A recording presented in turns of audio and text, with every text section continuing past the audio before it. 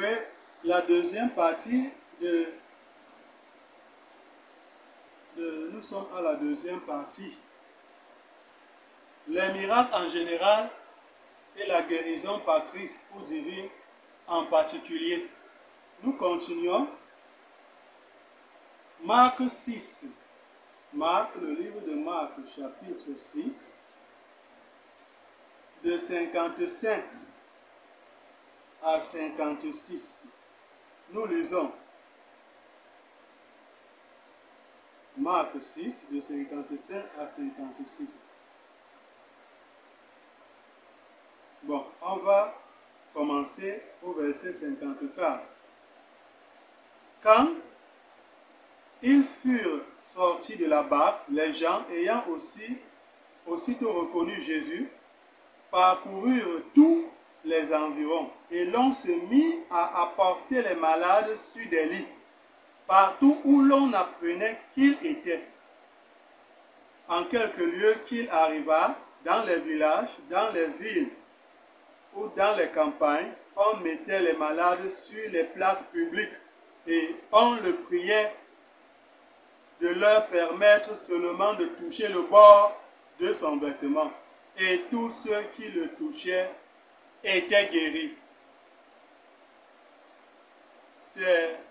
C'est juteux, c'est délicieux, c'est mielleux d'entendre tout simplement cela. Quand on lit comme ça, quand on entend cela, ça fait du bien dans le cœur, ça fait du bien. Ça console, ça réconforte, ça rassure, ça nous fait savoir en qui est-ce que nous avons cru et avec qui est-ce que nous sommes. Son nom c'est Jésus. Vraiment, ça nous fait du bien. Marc 6, 12 à 13. Marc 6, 12 à 13. Ils partirent et ils prêchèrent la repentance. Il s'agit de la mission des 12 apôtres. Jésus les a envoyés en mission. Ils chassaient beaucoup de démons et ils oignaient d'huile beaucoup de malades et les guérissaient. Voici ce qu'ont fait les disciples. Pour qu'ils se sachent que même de nos jours, les hommes croyants, comme ces disciples-ci, peuvent faire les mêmes choses. Il faut prêcher la repentance. Il faut partir et prêcher la repentance. Il faut chasser beaucoup de démons. Et il faut oindre d'huile beaucoup de malades et les guérir selon la parole de Dieu. Nous notons cela. Ce n'est pas que les miracles qui se faisaient au temps de Jésus ont tous disparu à la mort du dernier apôtre comme certains le disent. Non, non. Ce n'est pas ça. Jésus est le même hier, aujourd'hui et éternellement.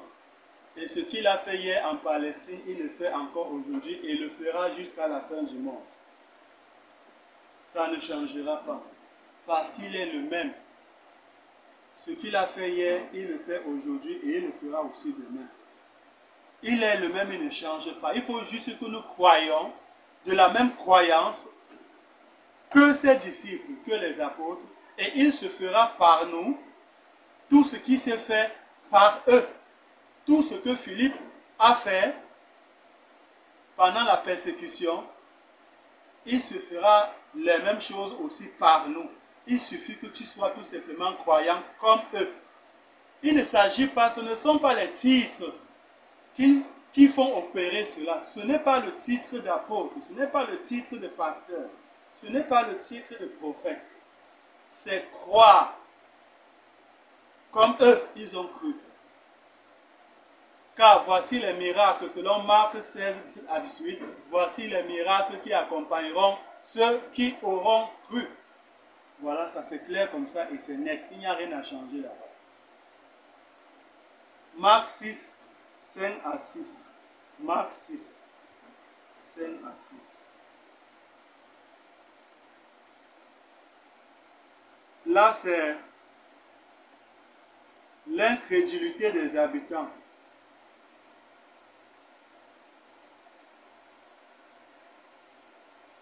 Il est écrit, mais Jésus leur dit, un prophète n'est méprisé que dans sa patrie, parmi ses parents et dans sa maison. Et ils ne purent faire là, donc dans le lieu là, dans le lieu où il était, Jésus, aucun miracle, si ce n'est qu'il imposa les mains à quelques malades et les guérit. Et il s'étonnait, Jésus s'étonnait de leur incrédulité. Voici donc la raison pour laquelle les gens qui s'appellent chrétiens, croyants, disciples, enfants de Dieu, apôtres, prophètes, serviteurs de Dieu, ainsi de suite, parce que plusieurs m'ont posé la question à savoir pourquoi est-ce que je ne fais pas comme toi. Tu pries, les malades guérissent. Tu fais les miracles. Pourquoi est-ce que moi aussi, quand je prie, les malades ne guérissent pas? Pourquoi est-ce que je ne chasse pas le démon comme toi? Voilà la réponse. C'est ça la réponse. Ce n'est pas le nom que tu portes, ou ce n'est pas de la façon dont tu t'appelles qui fait que tu sois en mesure d'opérer les miracles, ou qui fait que les miracles qui accompagnent ceux qui ont cru t'accompagnent aussi. Non. Voilà, à l'exemple des 7 fils de Cépha. Ils ont voulu faire ce que l'apôtre Paul a fait. L'apôtre Paul était croyant, il avait cru. Et il faisait les miracles que nous connaissons. Les 7 fils de Cépha aussi sont venus, ils ont voulu faire comme l'apôtre Paul. Nous savons tous ce qui leur est arrivé. Le démon en qui, l'homme en qui était le démon, la Bible dit, se rendit maître de ces 7 fils de Cépha, les a battus correctement. Et ces 7 fils de Cépha sont sortis de ceux-là blessés, avec des habits déchirés sur eux. Parce qu'on ne fait pas les choses par imitation, par convoitise, par orgueil, non, par arrogance. Ce n'est pas l'imitation, il faut croire. Si ton père est pasteur, il fait les miracles, Dieu l'exauce au nom de Jésus. Tu es son fils, tu es son enfant. Tu ne diras pas que comme ton père est pasteur, toi aussi tu peux faire jamais de la vie, tu laisses. Si ton père est prophète, Dieu l'assiste et les miracles l'accompagnent. Si tu es son fils, tu ne diras pas que comme ton père est prophète, ton père est pasteur, ton père est apôtre, ton père est un homme de Dieu, Dieu l'exauce. Les miracles qui accompagneront ceux qui auront cru l'accompagnent aussi. Toi, tu peux aussi par conséquent faire parce que tu es son fils. Tu laisses, tu ne peux pas. Laisse. Tu ne peux pas. Jamais de la vie. Ce n'est pas par le sang. Ce n'est pas par le sang que ces miracles-là se réalisent. Selon Jean. Selon le livre de Jean, chapitre 1. Nous lisons le verset 12, 13, voilà. Mais à tous ceux qui ont cru, attention, à tous ceux qui ont cru, si tu as cru, Jésus va te guérir. Et si tu as cru, tu vas faire les miracles qui accompagnent uniquement, exclusivement et seulement ceux qui ont cru. Mais à tous ceux qui ont cru, à ceux qui croient mais à ceux qui l'ont reçu, à ceux qui croient en son nom, elle a donné le pouvoir de devenir enfants de Dieu, lesquels sont nés, non du sang, ni de la volonté de la chair, ni de la volonté de l'homme, mais de Dieu. C'est de la volonté de Dieu qu'il se fasse ces miracles-là par les croyants. Par les croyants.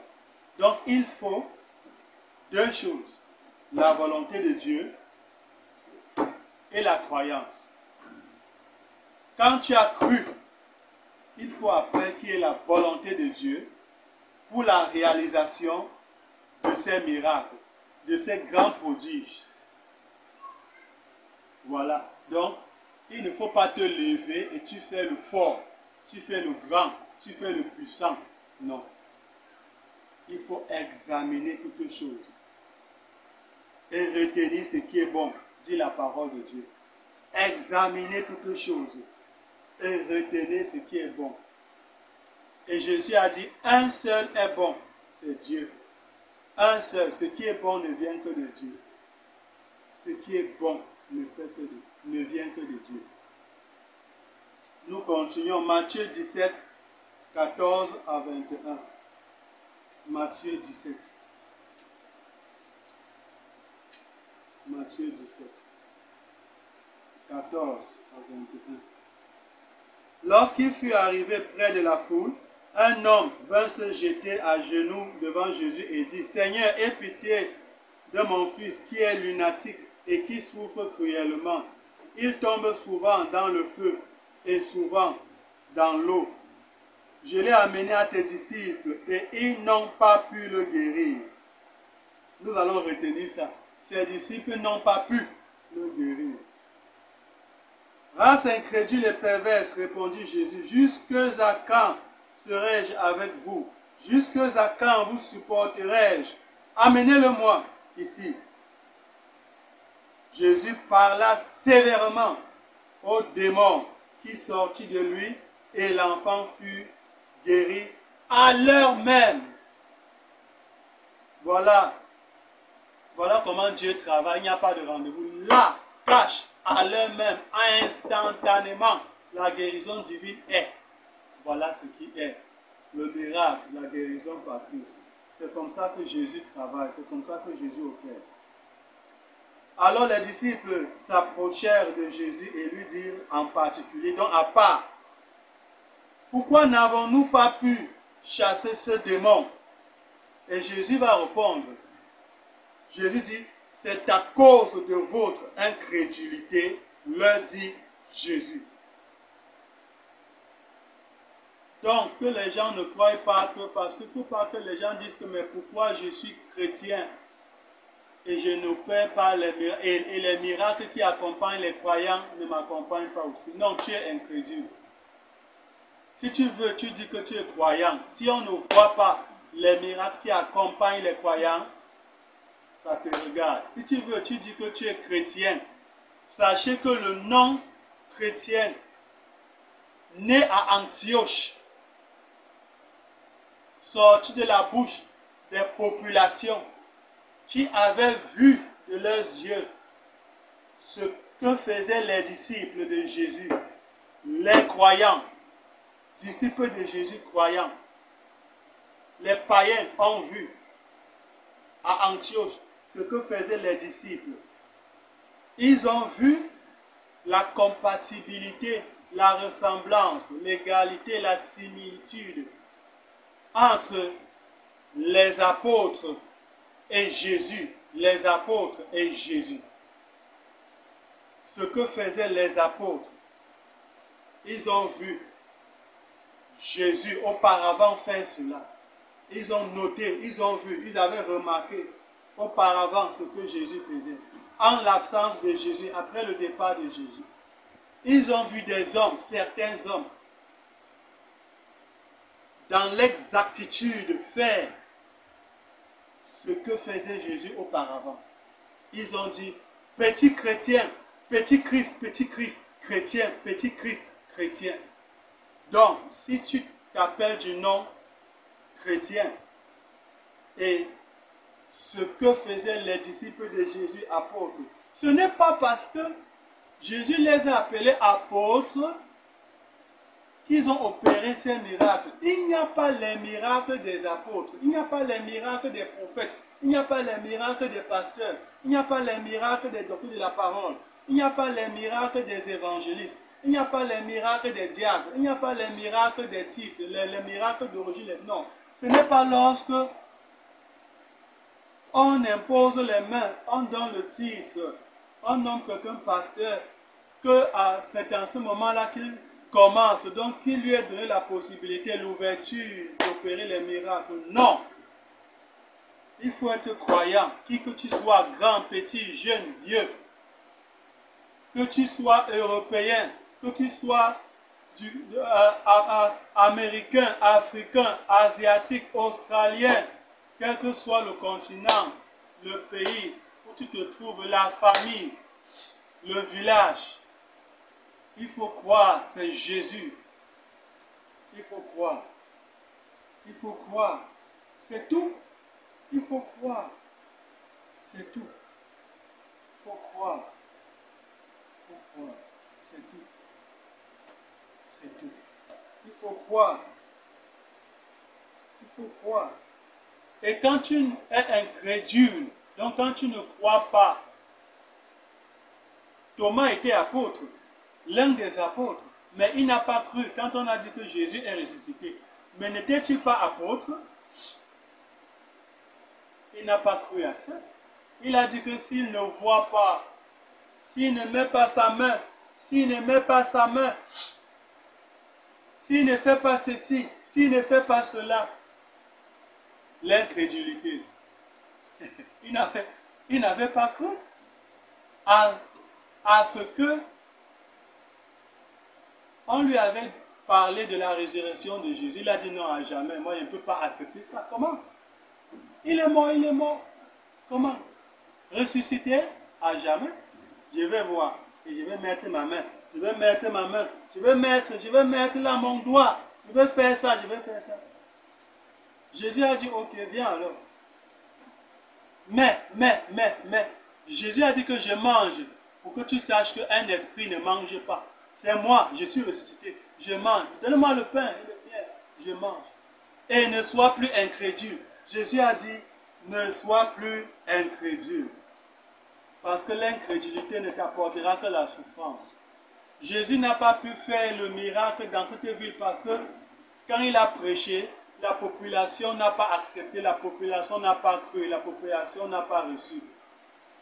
Si tu es incrédule, Jésus ne pourra rien faire dans ta vie. Et si toi tu es incrédule, tu ne pourras pas prier le miracle secret, tu ne pourras rien faire. Les miracles qui accompagnent les croyants ne pourront pas t'accompagner en jamais. Tu ne pourras rien faire, il faut ôter l'incrédulité. Il faut croire, sois crédule, ne sois pas incrédule, sois crédule. Accepte la parole de Dieu. Accepte. Ne pas chercher, ne pas voir les magiciens, les marabouts, les gens qui vendent les miracles. Tu payes, tu dis que tu veux opérer les miracles, tu veux prêcher l'évangile, opérer les miracles. En fait, ça te regarde. C'est ton problème personnel. Si tu veux laisser la parole de Dieu pour aller chercher ce moyen-là, ça te regarde. En fait, va faire. Ça te regarde. Mais il faut croire. Si tu veux, tu crois. Tu veux aller chercher, acheter comme Simon le magicien a voulu acheter. Ça ne date pas d'aujourd'hui. Simon a voulu acheter les miracles que faisait après le départ de Philippe. Les apôtres sont venus, ils ont imposé les mains. Le Saint-Esprit est descendu. Philippe a dit que vraiment, prenez l'argent, donnez-moi aussi ce pouvoir afin que celui à qui aussi je vais imposer les mains, vraiment qu'il reçoive le Saint-Esprit. Pierre lui a dit, que ton argent périsse avec toi, car tu crois que le don, que ce que nous faisons là, c'est au prix d'argent, c'est au prix du sang de Jésus. C'est au prix du sang. C'est au prix de la souffrance de tout ce que Jésus a enduré. Le chemin de la croix, on l'a fouetté, on l'a percé, on a tissé une couronne d'épines, on a mis là. Il est éprouvé de la douleur, d'une douleur que vraiment je ne sais pas si nous-mêmes nous pouvons supporter ça vraiment. Je ne sais pas si tout ce que Jésus a enduré là, depuis son arrestation, dans ce jardin jusqu'à sa mort, jusqu'à ce qu'il rende l'âme sur la croix. Je ne sais pas si vraiment quelqu'un de nous là, même croyant que nous sommes, je ne sais pas. Vraiment, je ne sais pas. Parce que vraiment, c'est vraiment terrible. Si Dieu ne donne pas à quelqu'un de traverser ça, non, tu ne peux pas. De toi-même, de ta propre volonté, de ton propre courage, de ta propre initiative, tu ne peux pas aller, Seigneur. Je sais ça.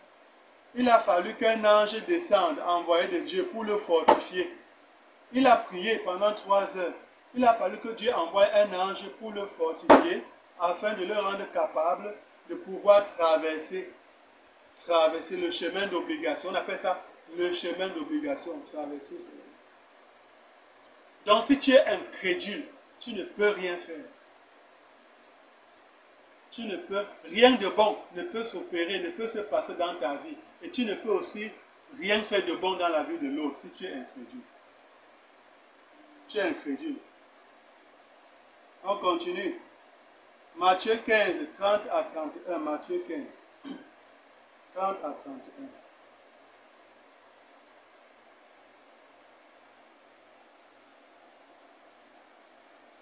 On va commencer au verset 30. Alors s'approcha de lui une grande foule, ayant avec elle des boiteux, des aveugles, des muets, des estropiés et beaucoup d'autres malades. Ça veut dire tout genre de malades. On n'a pas pu énumérer les qualités par qualité. Les genres de maladies impossibles. Impossibles par la médecine de l'homme. On les mit à ses pieds et il les guérit. En sorte que la foule était dans l'admiration de voir les muets parler. Que les estropiés étaient guéris, que les boiteux marchaient, que les aveugles voyaient. Et la foule glorifiait le Dieu d'Israël. C'est la même chose qui s'est passé avec Philippe, tout ce qui est dit là. Quand tu es dirigé par l'Esprit de Dieu, par le Saint-Esprit, ce qui s'est passé avec Jésus s'opère, se passe de la même façon avec toi. Sinon, ce n'est pas Jésus qui t'a envoyé, c'est toi qui sais ce que tu fais. C'est toi qui sais d'où tu sors avec ce que tu prêches et avec ce que tu fais et ça te regarde. Lisez bien. C'est l'exactitude. Ce qui est dit de Jésus ici, c'est la même chose qui s'est passé avec Philippe, le diable, l'un des 7 diables. On continue. Matthieu 15 déjà. Oui. Matthieu 14, 36.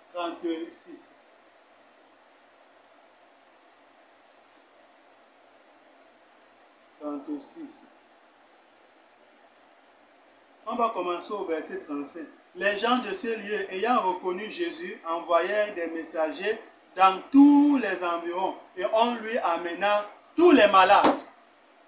C'est ça qui doit arriver dans ta vie. Quand tu as cru, tu as cru. Quand Jésus est avec toi, quand Jésus vit en toi, quand Jésus est avec toi, quand Jésus vit en toi, là où tu es, les informations circulent partout, au loin, de loin comme de près. On vient avec les malades auprès de toi. Voilà la vie d'un vrai serviteur de Dieu. Voilà la vie d'un enfant de Dieu. Voilà le témoignage que Jésus œuvre avec toi. Jésus œuvre avec toi. Jésus œuvre avec toi. Sinon, c'est toi qui sais ce que tu fais. Sinon, vraiment, il n'y a rien. Il n'y a rien. Les gens de ce lieu, ayant reconnu Jésus, envoyèrent les messagers dans tous les environs et on lui amena tous les malades. Jésus n'a pas fui une maladie. Jésus n'a pas fui une situation. Parce qu'il y a des situations qu'on t'apporte les malades, tu vois, tu fuis. Ok. Parce que depuis que nous lisons ici, là, on n'a pas vu où est-ce que Jésus a vu une situation, un malade. Et dans une situation, il a fui. Il a désisté. Hein? Il a abandonné. Il a dit que vraiment, je ne suis pas là, c'est fort. Je ne sais pas si je peux m'en sortir. Et on n'a pas aussi vu où est-ce que les disciples eux-mêmes, comme Philippe, comme les 12 disciples envoyés en mission, ils ont désisté, ils ont fui, ils ont reculé devant les malades qu'on leur apportait. les malades. On n'a pas vu ça. Quand tu as cru, tu as cru. Quand tu as Jésus, tu as Jésus. La vie de Jésus s'opère. La même vie de Jésus se fait, se réalise, se concrétise dans ta vie et s'extériorise. C'est visible, c'est touchable, c'est vérifiable, c'est concret, c'est palpable. Ce n'est pas que tu parles seulement. Ce n'est pas le bruit. On ne parle pas.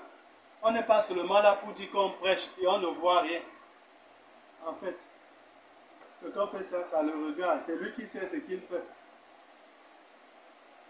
Verset 36. Et on a prié Jésus de leur permettre seulement de toucher le bord de son vêtement. Et tous ceux qui le touchèrent furent guéris. Nous avons eu à entendre qu'il y a eu les malades, qu'un homme a juste pris son habit, il a jeté sur un malade et le malade a recouvert la santé. Un homme croyant, un homme de Dieu, on l'a juste touché et le malade qu'il a touché a été guéri. Ce sont les choses qui se font. Ce ne sont pas les choses qui sont classées dans l'histoire, dans le passé et qui sont révolues. Non, c'est d'actualité. La vie de Christ est d'actualité. Les miracles qui accompagnent les croyants sont toujours d'actualité et seront toujours d'actualité jusqu'à la venue du Seigneur Jésus. Matthieu, nous tendons à la fin. Matthieu 12, 10, 14. Matthieu 12. Matthieu 12. Matthieu 12.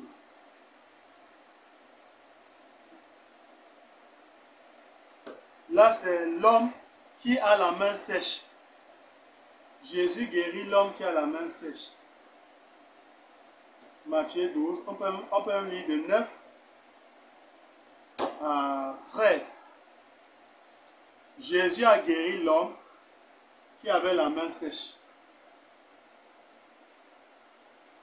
L'homme qui avait la main sèche. Matthieu 10, 1.